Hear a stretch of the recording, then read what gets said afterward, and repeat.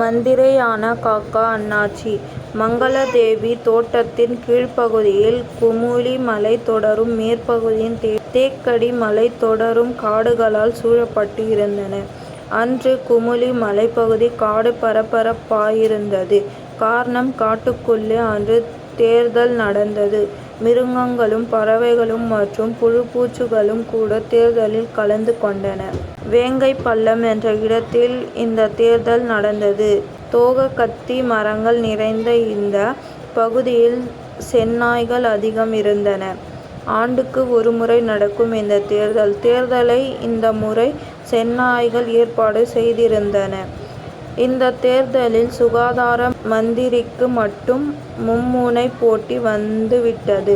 சுகாதார மந்திரிக்கு போட்டியிடுபவர் தங்களை தூய்மையானவர்கள் என்று நிரூபிக்க வேண்டும். அதன் அடிப்படையில் அவர்களுக்கு ஓட்டு கிடைக்கும். சுகாதார மந்திரி பதவிக்கு பன்றியும் பட்டாம்பூச்சியும் காக்கையும் போட்டியிட்டன. போட்டியை தவிர்க்க முயற்சி செய்து முடியாமல் போனது. எனவே ஒட்டு எடுப்பு நடத்துவது அவசியமாகிவிட்டது. சபாநாயகனாக தேர்ந்தெடுக்கப்பட்ட குரங்கு தேர்தலை நடத்தியது. பல ஆண்டுகள் பிரதமராக இருந்த சிங்கம் வயதான காரணத்தால் சபாநாயகர் பதவிக்கு நின்று தோற்றுப்போனது. காட்டரசு தலைவராக முயல் போட்டியின்றி தேர்ந்தெடுக்கப்பட்டது. பிரதமர் பதவிக்கு மட்டும் போட்டி கடுமையாக இருந்தது.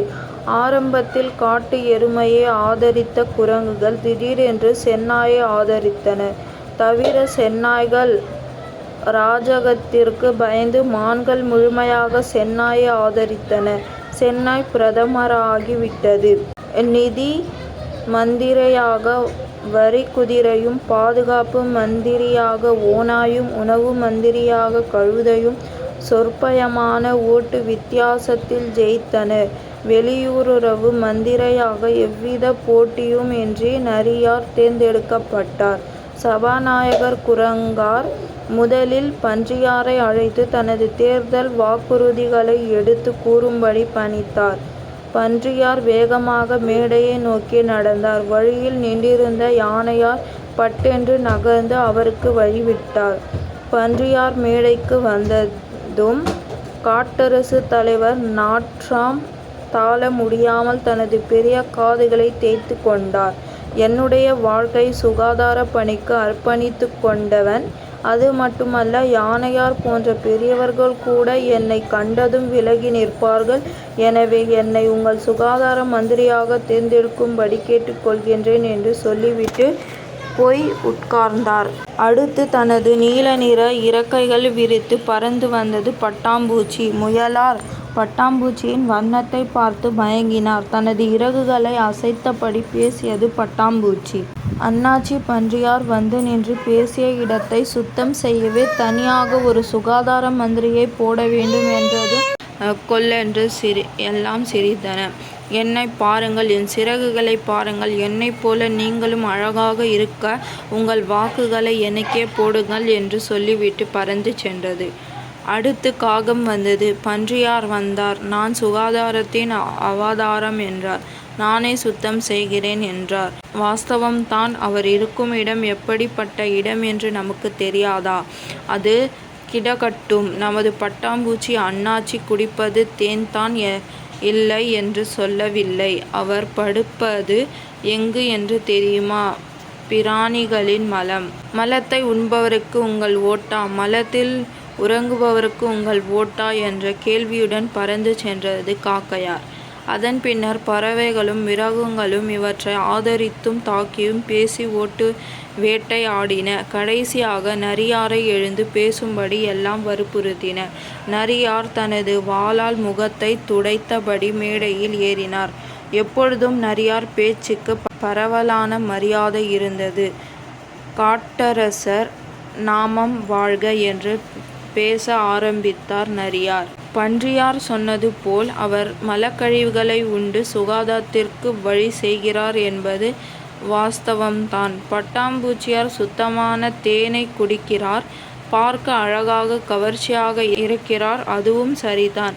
நரியார் சொன்னதை எல்லா பறவைகளும் மிருகங்களும் உன்னிப்பாய் கவனித்தன. காக்கையாரும் பன்றிகளைப் போல அசுத்தங்களை உண்டு சுத்தப்படுத்துகிறார், இது நமக்கு தெரியும் என்று சொல்லிவிட்டு நிறுத்தியது. முக்கியமான செய்தியைச் சொல்லும்போது நரியார் இப்படி நின்று நிதானித்துப் பேசுவார். சுத்தம் என்பது தானும் சுத்தமாக இருக்க வேண்டும், தனது சுற்றுப்புறத்தையும் சுத்தமாக வைத்து கொள்ள வேண்டும். இந்த மூவரில் இதற்கு பொருத்தமானவர் என்ற கேள்வியுடன் மீண்டும் ஒருமுறை தனது பேச்சை நிறுத்தினார். யானையார் கூட தனது காது மடல்களை அசைக்காமல் கேட்டு கொண்டிருந்தார். பன்றியாரின் உடம்பையும் உறைவிடத்தையும் சுத்தமானது என்று சொல்ல முடியாது. மலத்திலும் மூத்திரத்திலும் படுத்து உறங்கும் பட்டாம்பூச்சியாரும் சுகாதார சூழலில் வாழ்கிறார் என்று சொல்ல முடியாது. ஆனால் கொக்கி போட்டு நிறுத்தினார் நரியார். இம்மியளவு இலை விழுந்தால் கூட இடி சத்தம் போல் கேட்கும் அளவுக்கு அமைதி. மீண்டும் நரியார் ஆரம்பித்தார்.